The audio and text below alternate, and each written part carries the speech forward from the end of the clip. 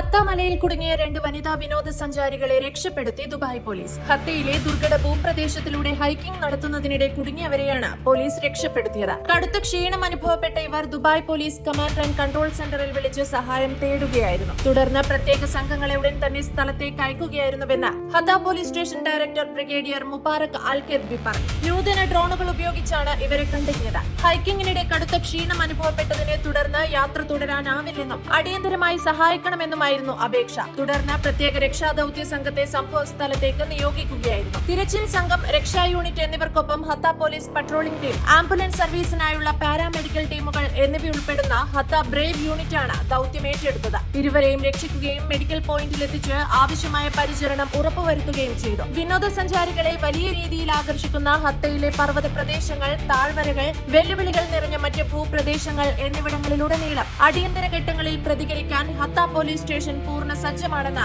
Brigadier അൽ-കെദ്ബി പറഞ്ഞു. അടിയന്തര സാഹചര്യങ്ങളിൽ എമർജൻസി നമ്പറായ 999 വിളിച്ച് സഹായം തേടാമെന്നും അദ്ദേഹം നിർദ്ദേശിച്ചു.